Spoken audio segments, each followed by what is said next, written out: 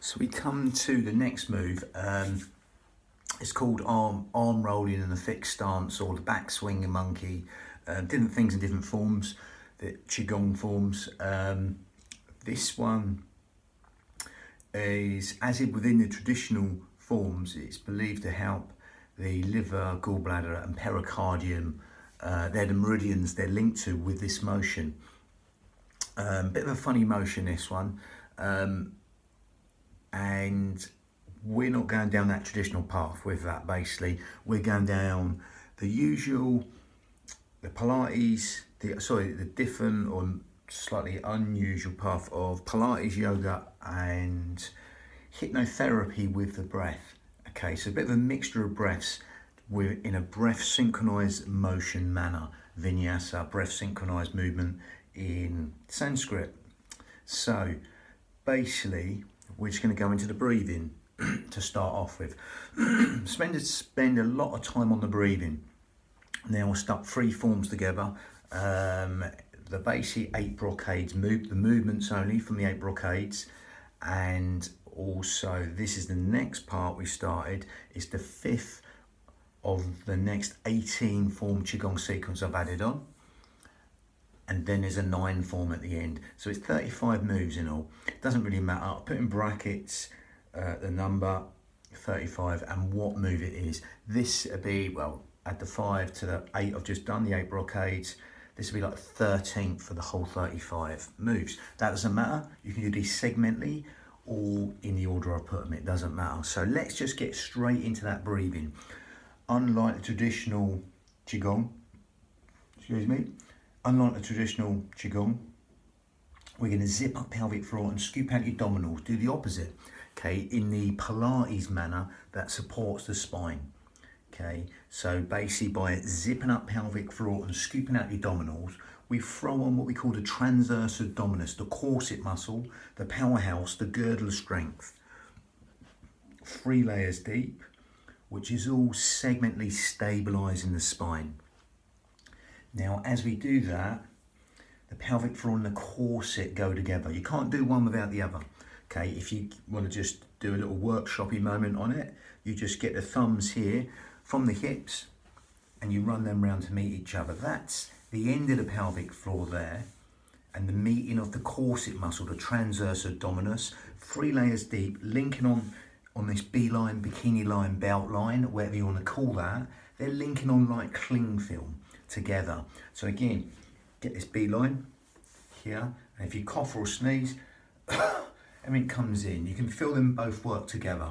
So again, you can take them away. Just gives you an awareness of what's going on there. Pelvic floor and corset will go together. So if you tuck in the belly button to throw on the corset, the pelvic floor will go.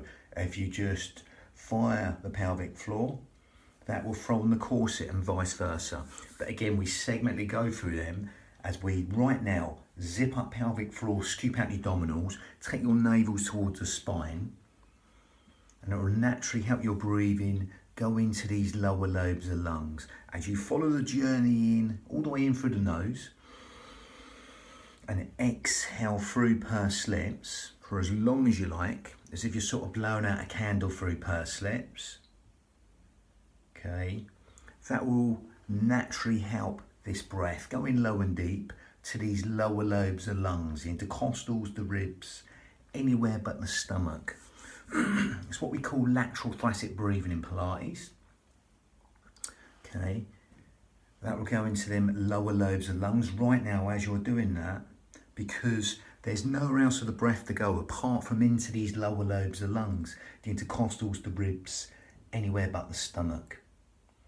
Okay, so again, even imagine there's an umbrella inside your rib cage being opened and closed as you breathe, and feel that decrease and increase and expansion of the lungs there. Okay, just giving you that space just to allow that feeling of width in the lungs as you breathe in, and that length of the out breath as you exhale through pursed lips. Even imagine someone's wrapped a scarf tightly around your ribs and you breathe into that scarf wide and full, just adding width to the lungs. And length to the out breath, that lovely, free, expansive breath. Just come in organ deep, cell deep, even bone marrow deep, into them lower lobes of lungs, intercostals, the ribs, then fish gills, 3D style. Okay, lovely. So with that, we're going to change that. We'll close the mouth and go slightly down, more down the yogic path now. We're going to breathe in through the nose and out through the nose now to make a smaller filter to lengthen the whole will cycle of the breath as you're still zipping up pelvic floor and scooping out your abdominals and taking your navels towards your spine. Okay, and as you're breathing out through the nose now, you'll feel that lengthen the whole will cycle of the breath. So just simply allow that to happen. That more sort of cleansing breath, going slightly down the sort of yogic path with that. Okay. Again, you sort of try and sort of lengthen the breath in the asanas, etc. So just simply allow that to happen. And also, with that more cleansing breath in and out through the nose, you will naturally also feel the out breath want to fall longer than the in breath. So simply allow that to happen. And as you allow that to happen, you can consciously take your mind there and elongate that out breath longer than the in breath. So consciously take your mind to the out breath, quadruple it, double it, triple it, whatever you like the out breath, just make it longer than the in breath. The in breath's conscious thought, the out breath is subconscious thought. So by extending the out breath longer than the in breath, we're just encouraging sleep, digestion, rest, and relaxation to all be benefited by elongating the out breath longer than the in breath. Okay, just allowing that simplicity to relax the mind as you elongate the out breath in that hypnotherapy manner, a bit like 7-11 breathing. Again, just simply allowing the out breath to go longer than the in breath. When we do that, like you are right now, that will stimulate the parasympathetic nervous system. Okay, all the things you don't think about. Sleep, digestion, rest, and relaxation, all being benefited by elongating the out breath longer than the in breath, encouraging them restful relaxation responses and endless streams of comfort. Lovely. The housekeeping properties of the body all being benefited. Sleep, digestion, rest, and relaxation all being benefited by elongating the out breath longer than the in breath. Cellular communication being benefited, organ function, etc. all being benefited by elongating the out breath longer than the in breath within your limits. Don't force anything. You have to try or try not to try. Just simply elongate the out breath longer than the in breath. And allow them chemical cascades of relaxation to enable the body to further relax and let go at will. And allow that simplicity to relax the mind. Now again, you can stick with that as you're still zipping up pelvic floor, scooping out your abdominals, breathing out through the nose, and lengthen that out breath longer than the in breath. Now you can stick with that or go down more the yogic path or the more advanced yogic path. Okay, the more advanced yogic path is Ujjayi breath, victorious breath, okay, in Sanskrit. So if you want to do that, that's great, or you can do that, that's great. If you can't, don't worry, it's slightly more advanced. Just carry on being aware of the sound of the breath, the feel of the breath, as it weaves that tapestry of relaxation with every single organ, cell, sinew of the body at will. Just allowing that breath to manifest in every square inch of tissue in the body. As you zip up pelvic floor and scoop out the abdominals, take the navel towards the spine still, in and out through the nose while lengthening the out breath longer than the in breath. Now again, if you want to get that Ujjayi breath, all we do is add a little bit. We narrow the esophagus and make a smaller filter there again. And it gives us sort of like a Darth Vader type breath. Again, I was going to demonstrate me breathing through the nose still. Keep your shoulders down. And we go with the mouth shut. It's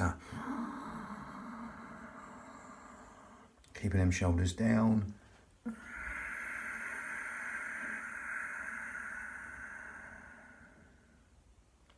And again, as you're doing that, that soft, silky, whistling, raspy sound from the back of the throat will give the mind something further to focus on. It's a nice sort of focusing breath. Helps you give you something to hear even more as you focus on the breath. Okay. Again, helps us stimulate the thyroid gland, which helps with weight control, etc. Helps us build the heat in the body. Helps us fan the fire to burn all the toxins in the body. Ujjayi breath. If you can't, don't worry, just carry on. Now again, we're going to link that to vinyasa, breath synchronized movement. It's a nice hand motion here. We're just sort of massaging the beach ball, keeping the tension out these upper traps. Remember, we're quite overactive in these upper traps, so we're going to massage a big beach ball and exhale, push away the walls, open out the chest. It's breathing here, and you exhale. If you want a little pivot on the foot to turn on the toe, you can do to save the knees, but you don't have to go that far. You can stay here, you can be up high or down low. I would go no lower than knees and lama toes. I'm going to stick to the Iyengar Yoga old school principles of alignment, okay, or even less, a centimetre, a millimetre, or a foot down. Okay, only go as low that's comfortable to you. Okay, it's your union of your mind and body. We're going to breathe in, tension out the shoulders, and exhale, open out the chest.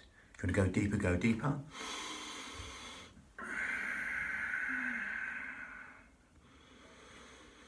Going to breathe in, massage a beach ball, and exhale. On this part, really elongate the exhale. As you open out the chest, take your hands back towards you.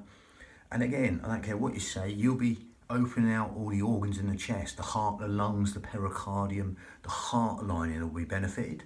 As you open out that chest, shoulders down, breathing in, coming back. If you want that little pivot, you just turn on the toe and you exhale. I'm going to go back and demonstrate.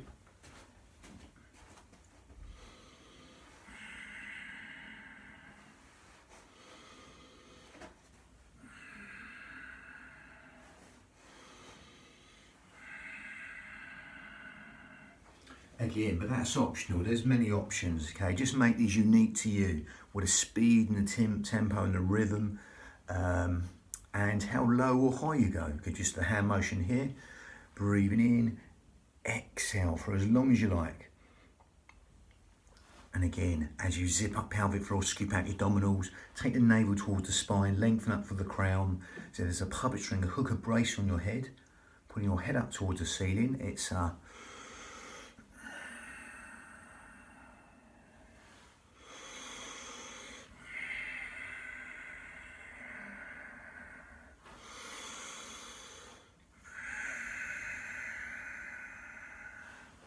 and again, imagine you've got a skewer through your head. You turn onto that skewer. If you're turning and making this much motion, you just turn and open out that chest. Really feel the stretch in the hands, the finger flexors there, shoulders down, and just elongate that exhale on the part where you open out the chest. Again, that elongated exhale will help something called the myotic reflex within the muscles. Relax all them sort of little Golgi tendons, and just help you stretch in a more beneficial manner without even trying or trying not to try. But again, that was the back swinging monkey. It was number 5 of the 18 form Qigong sequence, added onto the 8 brocades. It's 13 of the whole 3 forms are put together, the 35 moves.